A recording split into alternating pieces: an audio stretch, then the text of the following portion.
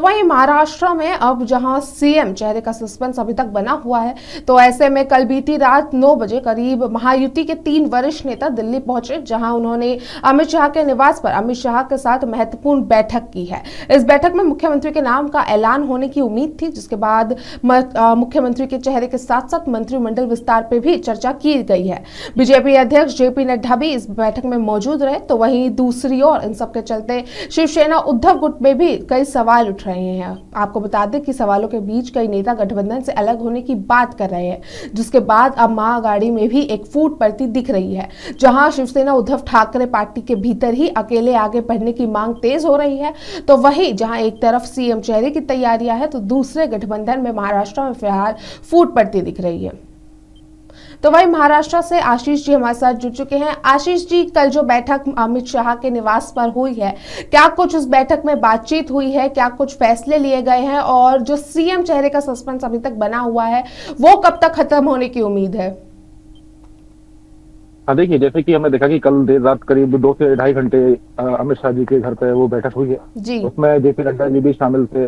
और उसके अलावा अगर आप देखेंगे तो वहां से अब सभी नेता मुंबई के लिए रवाना हो चुके हैं। तो कहीं ना कहीं एक मुंबई में एक विधायक दल की बैठक होनी है, तो उसी बैठक में सर्वसम्मति से जो सीएम चेहरा है उसका ऐलान कर दिया जाएगा। जी आशीष जी, मंत्रिमंडल विस्तार की भी बात की गई है, तो उसके लिए क्या कुछ जानकारी सामने आई है? हाँ, देखिए, कहीं ना कहीं जो एकनाथ शिंदे जी हैं उनको रेवेन्यू और पीडब्ल्यूडी विभाग की जिम्मेदारी दी जा सकती है। वहीं अगर अजीत पवार जी की बात करें तो उनको वित्त मंत्रालय दिया जा सकता है। और अगर बीजेपी की बात की जाए तो वो गृह मंत्रालय और शहरी विकास मंत्रालय जो है वो अपने पास ही रखेगी। साथ ही एक ये भी अंदर से खबर आ रही है कि शिवसेना ने अपने लिए 12 मंत्रियों की जो डिमांड की है और एनसीपी ने 9 से 10 मंत्री की। जी, लेकिन आशीष जी, इसके साथ जैसे कि हमने बताया कि शिवसेना एक तरफ जो शिंदे का गुट है वो मुख्यमंत्री बनाने की तैयारी में, तो वहीं दूसरी ओर उद्धव ठाकरे गुट में जो है वो फूट पड़ती दिखाई दे रही है। कई नेता आपस में पार्टी को अलग चलने की बात कर रहे हैं। चुनावों में जैसे कि हमने देखा कि एक असल शिवसेना की बात हुई थी, जिसमें कि शिंदे गुट कहीं ना कहीं आगे निकल गया। तो जो उद्धव गुट के नेताओं में जो मतभेद है, फिलहाल वो मतभेद कितना गहरा है, और गठबंधन से अलग होने की बात पे आपको क्या लगता है कि फिलहाल शिवसेना का क्या टेक है इस पूरे मामले पे? देखिए, कहीं ना कहीं जो अभी शिवसेना की हार को लेकर जो समीक्षा बैठक हुई थी उसमें साफ हो गया था कि कई मंत्रियों की तरफ से शिवसेना के अंदर से उद्धव ठाकरे पर यह दबाव बनाया जा रहा था कि कहीं ना कहीं इस हार, जो इतनी बड़ी हार हुई है इतने बड़े अंतर से, उसके पीछे कांग्रेस का ही हाथ है। इन लोगों को लगता है कि कांग्रेस के साथ जाना शिवसेना के लिए एक बहुत बड़ी भूल हुई।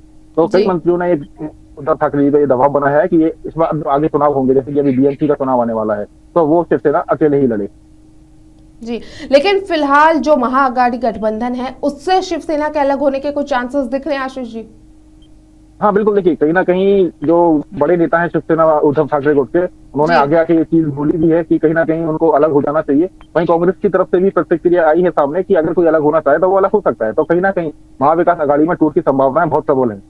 जी आशीष जी, आपका बहुत बहुत शुक्रिया। आप नजर बनाए रखिए, आगे भी आपसे जानकारी लेते रहेंगे।